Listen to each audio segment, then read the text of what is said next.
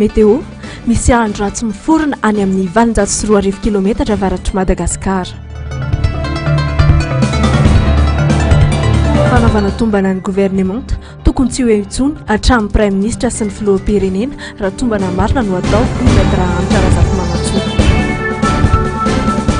Maro Karavalmanana irotsaka ho fidiana ho ben'ny tanàna eto Antananarivo renivohitra.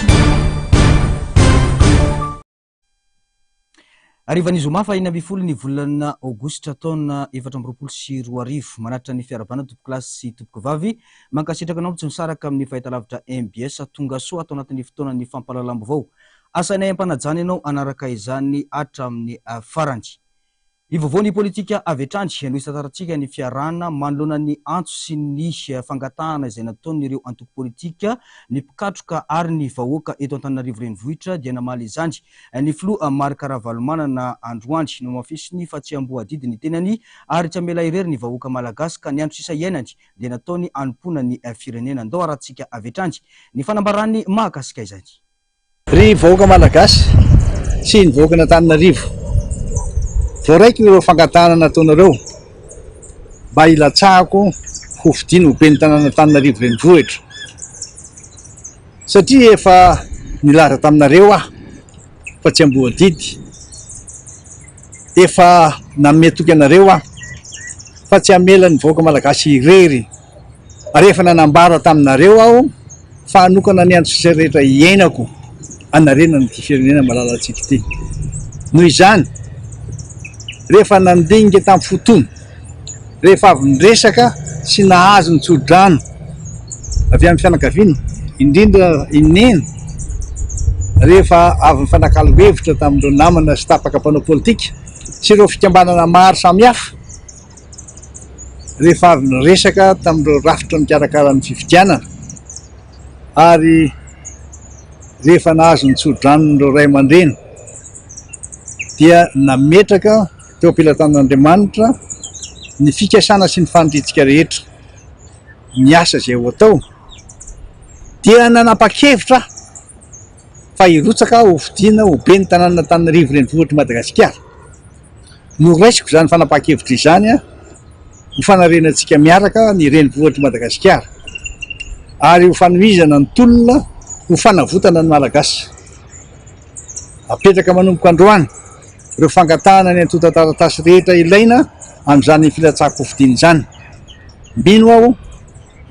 fa tsisy intsony ny sakatsaka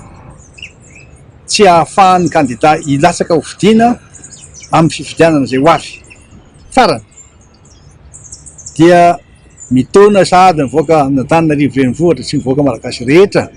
ho vonona indray anjara mavitrika amin'ny fifidianana izay ataontsika amin'ny faha 1 ny volana Desambra ho avy izao. Ombantsika mandrakariva ny Andriamanitra. Fa arak'izany dia nihaonana tamin'ny filohan'ny Voamera Maleo Tenina misana ny fifidianana ny teo amin'ny teny anivon'ny foiben'ny seni ny filoha Maro Karavalmanana io maraina io. Fotodiany ny fakana ireo pitsopitsondrehetra tokony ho fantarina momba ny fifidianana izay ho ben'ny tanàna izay ho atao ny 12 Desambra ho avy izao. Tandrazana iarahamana ny Madagasikara antoko ny fisian'ny demokrasia marina ny fanatanterahana fifidianana madio milamina mangarahara ary ara-dalàna ho iatran'ny ny filoha Maro Karavalmanana nandritra ity fionana izay nataony tamin'ny filohan'ny seni ity.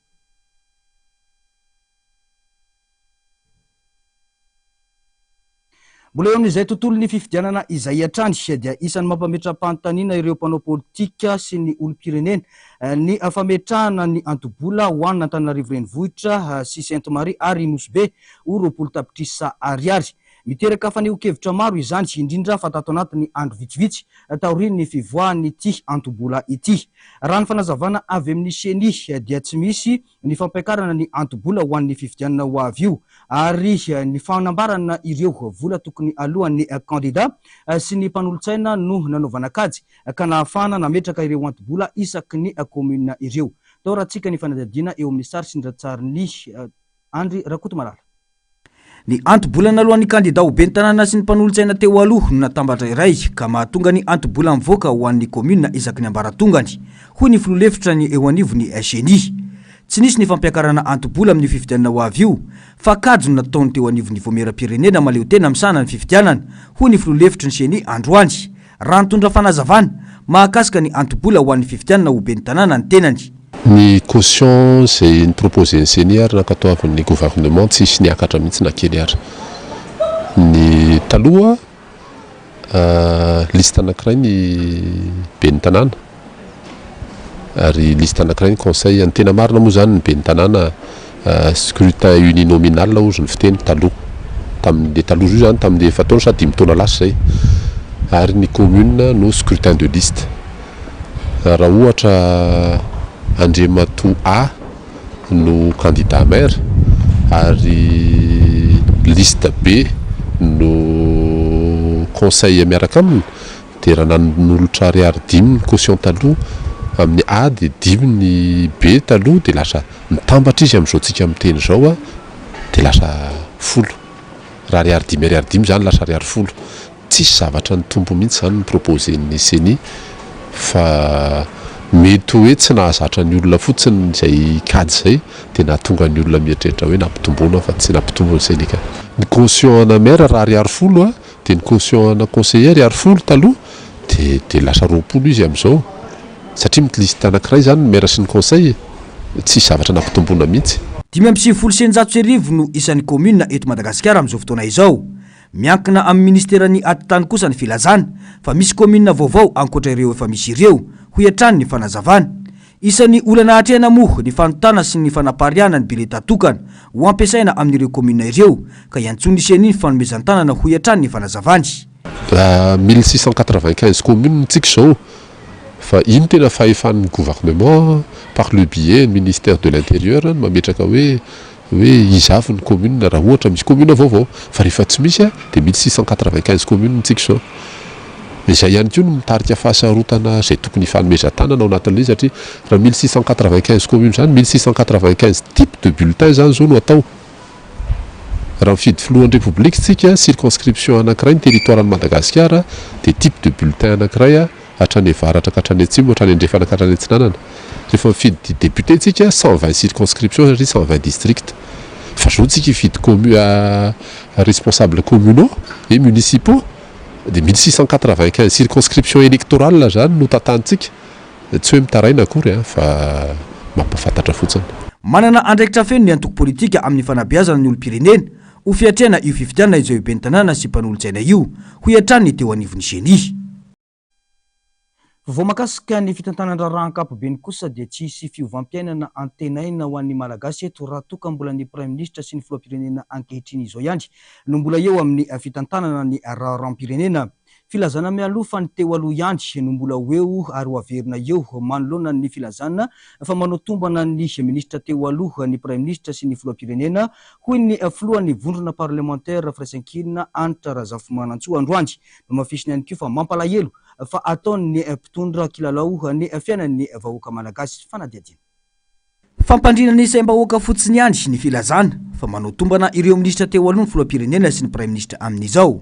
Midika izany fa isy ampahany betsaka amin'ireo ministra teo aloha ihany no averina fa tsy dia isy fiovana firy iseho eo. Tsapa fa ataony mpitondra kilalao ny fiainam-pirenena sy ny fiainam-bahoaka. Iray volana aty aorian'ny fametra-pelana vao milaza fa anao tombana kanefa tra zavatra azo natao mialoha ny fametra-pelan'ireo ministra izany hoy ny filohan'ny vondrona parlementaire firaisan-kina. Aleo za ime aloha satria raha tao anatin'izay fotoana tokony nanangarana gouvernement tazay zao vao hoe andeha hanao évaluation efa ela be nametraka nametrana ny gouvernement io no nampanaovana fianianana ireo ministra reo. Efa ela ny tokony anaovana izany évaluation zany na teny ampandrasana ny atiny ary izy dia efa nahita hoe misy ministra tsy mahavita ny asany ary tsy mahavita tsy manana les compétences fa dia tazotazomina eo fotsiny. Ny fiainam-pirenena navela miantona eo amin'ny fananganana gouvernement ny zavatra rehetra important anisan'izany fifidianana communal sy municipal miantona amin'ny fametrahana gouvernement lasa voatery maka fanapa-kevitra didim-panjakana tsy manaraka ny lalàna satria décret raisina ao anivo ny conseil de gouvernement dia tsy premier ministre rery fa miaraka ministre voatendry ara-dalàna fa tsy ministre démissionnaire ary nefa niken'ny filoham-pirenena fametra-pelan'ireo olona reo zany ka raha ohatra ka reo olona reo nieritreretina mbola averina eo tsy hitako ny tokony andrasana an'izay fotoana lavabe izay nametrahana ny gouvernement tareo fa lasa mampanono fatanitany hoy ary vao mainka manisaka ny lalam-panorenana sy ny lalàna velona hatramin'ny premier ministre izay tonga natrehany anteny hoe pirenena manao présentation na programme de mise en œuvre amin'ny PGE kanefa zany programme de mise en œuvre zany raisina sy tapahana eo anivon'ny filakevitry ny ministre koa dia lalovina zany ny fiainam-pirenena ary ohatrany atao kilalaon-jaza mihitsiny zany misy dia mbola hiandry roviana indray fa mbola anao sitrapony daholo aloha mandeha manao vacances mandeha fiteten'izao firenena rehetrarehetra zao fa manao ambin-javatra tena atao ambokambin-javatra ny gouvernement izay ekinany zavatra be deaibe ka tsy ampiova zavatra be deaibe mininona zany fanaovana évaluation zao fa fanamboarana saintsika rehetra fotsiny hoe mbola betsaka reo overina ho ministra io amin'ny toerana eo zany raha tombana tena izy no hivoaka dia miala hatramin'ny filoham-pirenena ny valiny tsy nisy fiainam-bahoaka ny voatra teto fa kizo sy lalana maizina no miantra amin'ny fiainam-bahoaka mirongatra ny tsy fandriam-pahalemana satria nona ny malagasy anyka mikorontana hatramin'ny fiarahamonina sy ny fiainam-pirenena ho hiatrany ny fanazavana izy rehetra mihitsy ny tokony tsy miverina tsony hatramin'ny premier ministre hatramin'ny filoham-pirenena satria tsisy mavita ny asany araka ny tokony ho izy dia zay zany raha hevitry manokana dia zay tsisy nizanizana iray ry tokony verina fa ny anazy moa izy anao mitondra zao dia zay tiany atao io na inona dia tsy maintsy manaiky ary zay ny antenako anitanako ny olatrany hoe ataovy ao anatin'ny répertoire sy ny langage tsika no hoe tsy manaiky fa tsy hoe manaiky fona lavo zao tsy manaiky milalovina toy zao fiainam-pirenena tsy manaiky namerenana olona incompétent tsy manaiky ny olona manitsaka lalam-panorenana tsy manaiky ny fanapa-kevitra tsy mitsindro ny fiainam-bahoaka tsy manaiky ziny zavatra tsy mety rehetrarehetra io mba atao anatin'ny vocabulaire antsika zany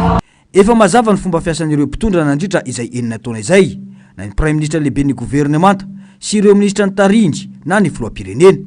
délestage mihamafy rano tsy misy tsy fandriam-pahalemana tsy voafe asa tsy misy manjaka ny alabotry tsy ambany vohitra tsy antanan-dehibe ny sandam-bola miamtotongany ny vidim-piainana miakatra isan'andro raha fehezina dia tsy nisy politika ny mpitondra ny mampitombo ny kapoaka arotsaky ny vahoaka malagasy teto hatramin'izay ka hatramin'izao fanamelona indray ny fanantenany ireo mponina eto Antananarivo renivohitra sendra ny mpanao gazetinay ny fanapahan-kevitra izay niraisy ny filohan'ny antoko Madagasikara no sady filoha mpanorona ny antoko ny filoha Marc Ravalomanana izay irotsaka ho kandida ben'ny tanàna eto Antananarivo renivohitra namafy moa ireo mponina fa tahaka izao no tena andrasana ho an'ny renivohitry Madagasikara sitraka ratovina ambinitsoa eo amin'ny sary siliratsariny ny Artanjona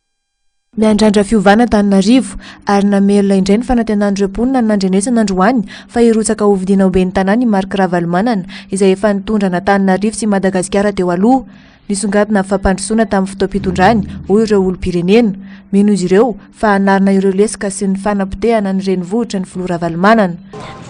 ny fifaliam-poka aloha dia falana eny hoe ilatsaka hividiana ben'ny tanàna izy satria mety izy angamba mety ahita vahaolana amin'izao fiainana me mafy me sarotra Andefitra aloha amin'izany dia ohatra mba faly any satria raha tamin'ny androna Ravalomanana zany ohatra mba tiatika ilay fitondrana nohony amin'izao ka ny tiako zany ohatrany hoe virana kely Ravalomanana raha misy zany ny fividianana lehibe ny tanàna ohatra ny tiako ihany zany hifidy azy satria tamin'ny fitondranany ohatra ny tako tombotsoa ihany miantso ny olom-pirenena vitrika amin'ny fandraisana anjara amin'ny fividianana ho avy io ireo sendranay firotsao azy hoe mba ho ela velona izy ary mba tiany zany tena vahoaka malagasy zany mba ohatra niverina taloha zany le fitondrana amin'ny fantanan'olona fito zany efa dia olona malagasy tonga saina zany dia mba viko zany hoe fiangaviko zany hoe mba hoe ho tonga saina izy fa tsy hoe mizara t-shirt zany dia hoe sy mijara volavola kely dia hoe alaina daholo Mirarisoa azy io salama tsara dia ho tanteraka ny fandreny. Raha tsy ahivina trany dia ny 12 Desambra ho avy izao no hanatanterahana ity fifidianana be ny tanàna sy mpanolontsaina manerana nosy ity. Mbola eo n'izay tontolon'ny fifidianana izay hatrany dia mangetahita fiovana ny ankamaroan'ny mponina ho an'ny komina misy azy avy raha ny fanadiadiana izay natao no mafisin'ireo olom-pirenena sendra moa fa olona tsy mikatsaka afa-tsy ny tombontsom-bahoaka no tena ilaina ipetraka eo amin'izany toerany be ny tanàna izany. Sindorantsika ny fanadiadiana izay nataon'ny Floria Andrenarivo eo amin'ny sariny Mathieu Princy. Be ny tanàna malalan'olana misy eo amin'ny tanàna misy azy, mafeny asa miandry azy no ilainay, oro sendranay manoloana ny fifidianana be ny tanàna izay atao amin'ny 12 Desambra ho avy izao. Ialana malala ny zava-misy eto amin'ny tany sy ny firenena hoy izy ireo, ka ilana mba hipaka amin'ny isan-tokantrano ny fandrosoana. Midika izany fa mila manana vinanasa sy mahafantatra ny filamponina ary manaja ny safidim-bahoaka, manana fifandraisana amin'ny firenena hafa ary manana finiavana sy mahavita asa sosialy ho an'ireo mponina ao amin'ny tanàna iadidiana izay ho be ny tanàna ho avy eo. Fa ankoatra izay dia nosonganin'ireo olom-pirenena koa fizakany kandida irotsaka fidiana ozom-pirenena malagasy sy mahafeno fepetra rehetra. Ny olona tokony be ny tanàna zany olona mahafantatra zany ny olana misy eo amin'le firenena, mahafantatra ny olana misy eo amin'ny faritriny. Ohatra kaiky zao jerentsika zao tia loto, olona tokony mahafantatra zay zany tokony hipetraka eo. Faharoa eo amin'ny resaka lafiny ara-bola. Ohatra zany manana capital tokony mipetraka amin'izay fa tsy tokony eo amin'ny be ny tanàna izy vao ndeha hitenerina zay. Tokony mba olona hoe ao anatina manana fifandraisana ihany koa izy amin'ny firenena avy any ivelany, dia olona tokony ohatran'izay zany any tokony hipetraka eo amin'ny be ny tanàna. Fahatelo manarakaraka an'izay mba olona hoe malagasy ray malagasy reny no tokony hapetraka be ny tanàna. Mampametra-panontanianareo olom-pirenena resaka totam-bola 20 tapitrisa ariary takina amin'ireo kandida ho be ny tanàna eto arivo any Nosy-Be sy any Sainte-Marie. Tsy nihetra na drafitra ananana fa izay olona manana fahefana ara-bola no afaka indray anjara sy tondra amin'ny anjara briky. Anjara malagasy nefa ny mifidy zondry raha teo izany, miankina amin'ny safidiny ny ampandroso na tsy ny tanàna honenany. Mampalahelo fotsiny zany dia zao hoe lasa sakana ho an'ny olona manana an'izay firena rehetra no lazaiko izay ny tsy fahampiana misy eo amin'ny ohatra le caution zany, fa raha misy mifandraisana andraikitra miaraka androso ty Madagasikaratsika ty. Manentana voaka malagasy indrindra fa ny feno taona ny tonga taona mba hifidy manana kara-panondro pirenena sy manana kara-pifidianana mba entanina hifidy.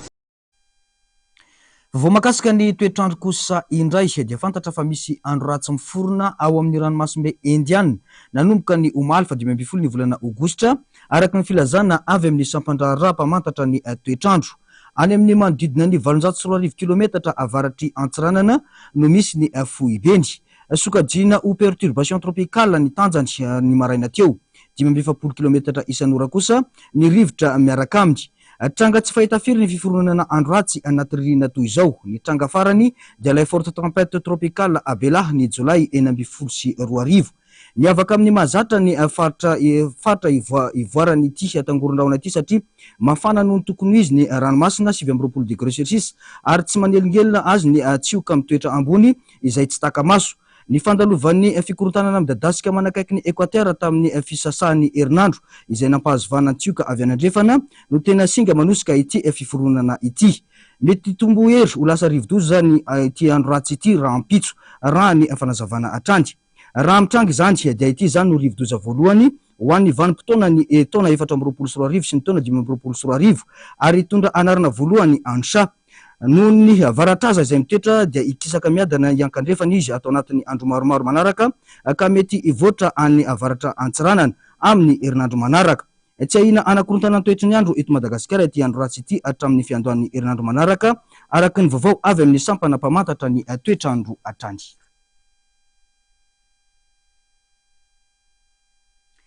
Vao makasika ny sosialim-bahoaka kosa isan'ny mampitarena ny vahoaka eny Alasora ny tsy fampiandrano efa ntaonany maro izao. Miaina amin'ny zava-miaina sisa ny azo ataon'ireo mponina noho ny tsy fisin-drano izay. Mitaky ny fandraisana andraikitra matotra araka izany ny mponina eny an-toerana mba hamahana izao olana efa nitoetra antaonany maro izao. Fanadiady. Toy izao ny filaharan'ny bidon mavomavo ety Alasora. Efa ntaonany maro no tsy nisy ary mijaly rano ny mponina ety. Mbola tsy nisy hatreton'ny vahaolana mandaitra avy amin'ireo tompon'andraikitra misy ihany fanampiana saingy tsy mahasiaka ny filan'ny mponina izany. Ny commune nomezaka manentsina amin'ny famatsinan-drano, mahalana nefa izany famatsin-drano izany ka tsy maintsy maka rano amin'ny vovo sy loharano ireo mponina. Miafy amin'ny zava-misy, tsy misy miraharaha ny tsy fahampinana iainana isan'andro raha ny fanazavana. Aina ny rano kanefa dia famonoana vahoaka ny zava-misy, manoatra noho ny toy ny tany lavitra andrina, mitarana tsy misy mpamaly ireo mponina ety. Dia ny jirama manatitra ety isan-kerinandro, indray mandeha isan-kerinandro ihany ny anaterany ety dia ny commune manatitra isaky ny talata, dia ny lakamisy dia ny sabotsy. Manomboka eto amin'ny ity tapony Alasory ity mandrapa tonga ny any Latsinainy any sy any Miadana dia any Amboroy koa anaterany zareo. Le fandehan-drano ety Alasora zany dia tsy mandeha amin'izay lohan'ny tsony satria rehefa manatitra zany le jirama le mavomavo be iny, zay vao misy rano fa le commune zany manatitra rano anay ihany fa tsy zay irery ihany mety adiny fa tsy be da be le fokotany misy eto fa manatitra ihany le commune. Ka isorako ary le commune zany mbo manatitra anay eto fa ny tena marina zany le jirama ny angatahany mihitsy mba hijery an'ity rano ity satria efa roa taona ity zay tsy nandeha. Dia tsy haiko zany zay tokony ataony zareo amin'le izy. Velotarainy ireo mponina araka izany ary mangataka ny fandraisan'ny fanjakana andraikitra mahakasika ity raharaha iray ity. Ny rano tsy misy, aiza ve rano ny jirama avany Mandrosera nentina amin'ny siterna. Zay zany alefa amin'ity aniny ity ary tsy tirery ny siterna fa hoe makany ny jirama Miadana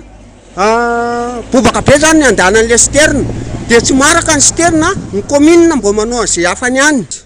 Fa ny ato amin'ny fitondram-panjakana mihitsy ny tokony handinika an'ity hoe eto zao ohatra ny hoe misy tuyau tsy fantatra,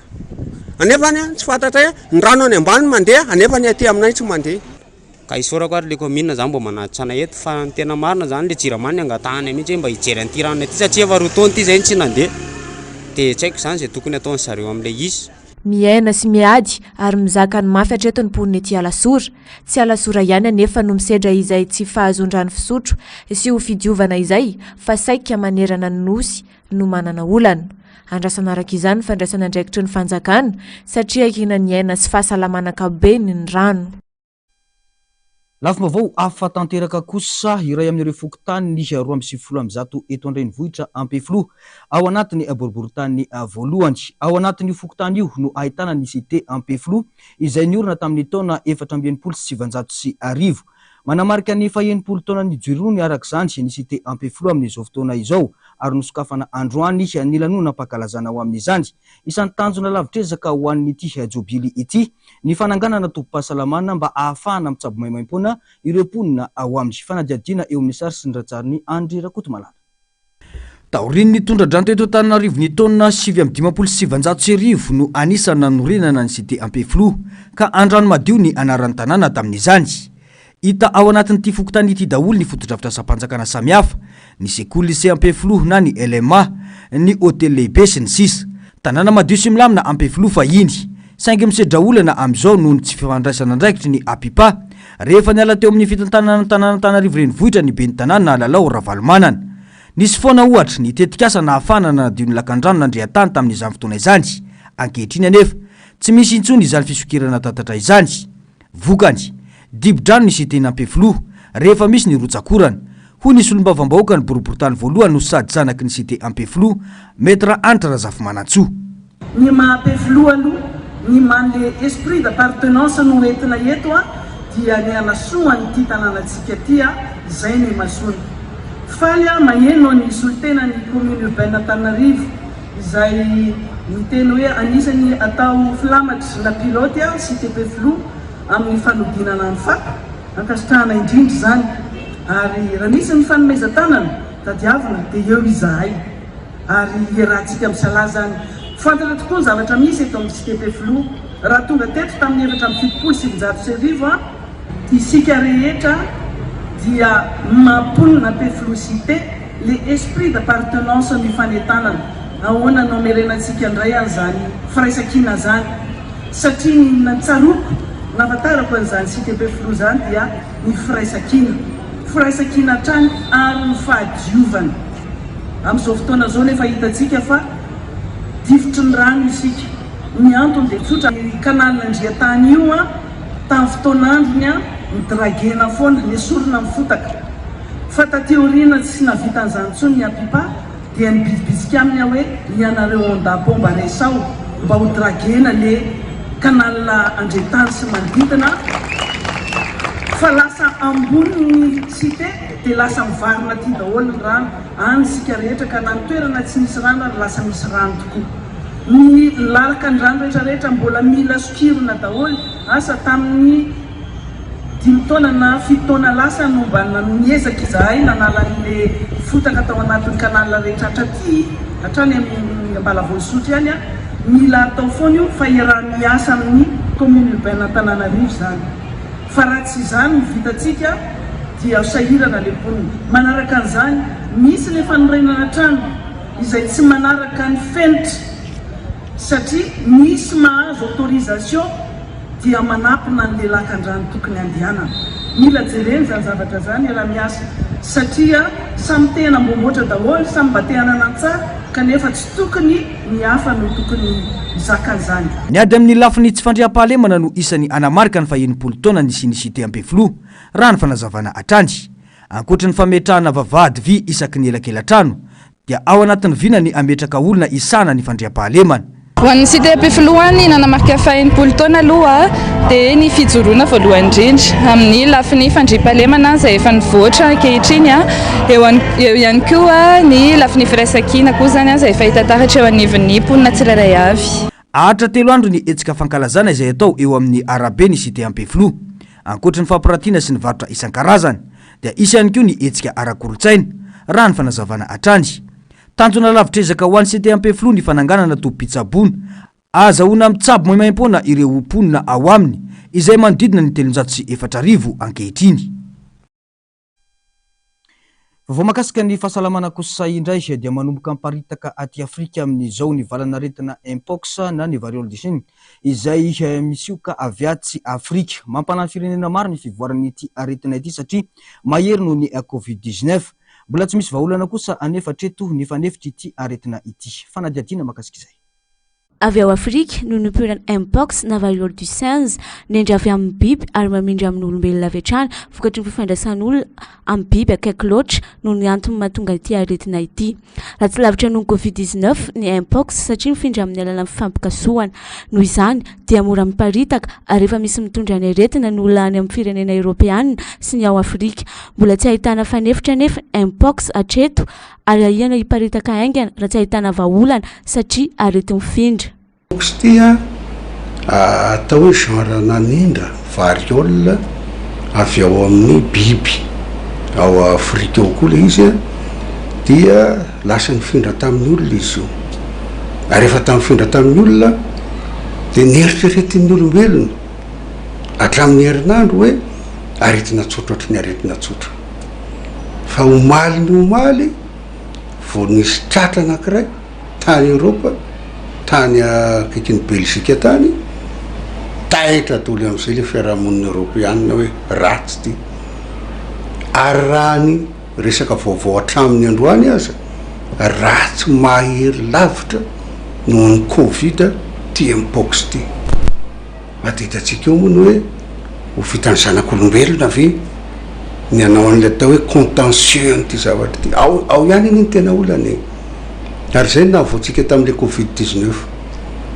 tsy fantatra le izy hoe inona tokoa fa rehefa maty le dokotera nitsabo an'le voalohany vo taitra amin'ny fiarahamonina ary tao maty hatramin'le dokotera tsy tratra tsony fa efa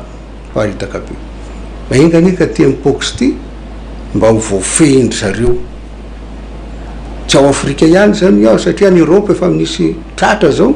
ary matoa misy tratra ny Europa efa fehiny zany eran'ity ty tontolo ty tsy hoe Madagasikara fa ty tontolo zao ty satria jereo tsara fa ny roplanina mandeha sy ny namany iny mifindrafindra iny olona voa anankiray tonga tany Europa iny tsy nanam-povo izy de io raha vao misy ray fo maladie infectieuse tahaka zao tena avy de miparitaka ohatry fao vetivety satria zay nandehanany tanan'iny olona iny rehetra zany zao zay voakasiky ny tanan'iny olona iny rehetra mandray an'le microbe atao ato le vaccine ka le mpox aloha zany zao de jerena fotsiny dia rena fotsiny tsisy zavatra hoe ahoana satria mbola tsy tena resy lahatra ny vazaha hoe izao no tena fanafodiny ity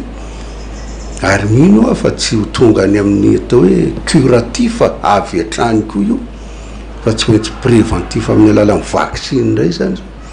dia mety isy resaka vaccine mpox indray zany atoato hoe tsy maintsy atao sy ny namany satria mbola tsy hita ho inona ny fanafody andresenany io tsy fantatra fepetrany dia fepetraka apobeny misy fepetra farany tsotra hoe aho hoe tsotra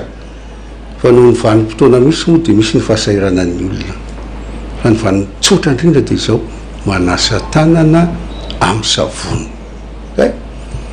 fa raha miteny an'izany dia mety hisy anao hoe ka ny savony eny efa lafo tsy hidirako izay resaka izay fa manasa tanana amin'ny savony tsy mihinan-kinan zavatra tsy fantatra tsy mihinan-kinan zavatra tsy fantatra ary eto aho zany dia hanitatra kely iaho fa mialatsiny indrindra ny zavatra zay avy any velany ka efa lany daty fa mbola sahany gasy amidy tsy mamorona amin'ny teneny zany hoe ny amoron-dalana rehetrarehetra eny misy biscuit misy fromage misy eny feno zavatra avy amin'ny velany efa lany daty sy ny namany vokatr'ilay fifandraisan'ny olombelona amin'ny biby akaiky loatra misy dikan'izay ataoko hoe akaiky loatra zay satria manaonao foana amin'ny biby ny olona dia mifangaro ao ny tsy tokony hifangaro dia zao ny aretina maso antsika zany Hatreto aloha dia mbola tsy ahitana vahaolana amin'ny variole du singe tsy mifanalavitra tamin'ny fepetra natao ho isoronan'ny covid-19 no raisina manoloana ny mpox dia amin'ny fanasana tanana amin'ny savony sy ny fadiovan'ny sakafo hohanina ary ny fanaovana aro vava-orona. Ilona resaka iraisam-pirenena kosa dia sakaiza mahatokony palestiniana ny filoha rosiana hoy ny filoha palestiniana Mahmoud Abbas raha ny resaka tamin'ny filohan'ny rosiana tamin'ity herinandro ity. Nisy nidinika teo amin'ny filoha rotonta mahakasika indrindra ny toe-zava-misy any Palestina amin'izao fotoana izao. Fanadihadiana. Nitsidika any Moscou renivohitra rosiana alina ny filoham-pahefam-panjakana palestiniana Mahmoud Abbas, ny filoha rosiana Vladimir Poutine moa no nanasa azy hitsidika any Rosia noho ny zava-misy mafapana ao anatin'ny faritry Palestina dia sy Jordanie Gaza. Fiaramanidina manokana fibaikona strategjika ny tafika rosiana ao Syria no nitondra azy ho any Moscou, izao aorian'ny feonan'ny rotonta dia hisy fanambarana iombonana. Amantaran'ny rehetra izay fanapahan-kevitra nivoaka araka izany dia mitodika any Rosia ny mason'ireo mpanara-baovao iraisam-pirenena ankehitriny. Efa fantatra raha teo ny toeran'ny Rosia ao Moyen-Orient sy Proche-Orient ka andrasany maro ny fanapahan-kevitra manokana manoloana ireo vonomoka ataon'i Israel ao Gaza. Tapitra ny fampalalam-baovao antsika tompo-kilasy tompo-vavy tamin'izao hariva izao mankasitraka anona naraka izany hatramin'ny farany isorana ihany koa ireo teknisiana nampitany sary sy ny feo tamintsika tsirairay avy tany. Ny sampana fampalalam-baovao no mametraka mandrapitafa ho amin'ny rampitso indray fa ny fandarana kosa mbola mitohy eto amin'ny fahitalavitra MBS. Veloma tompoko.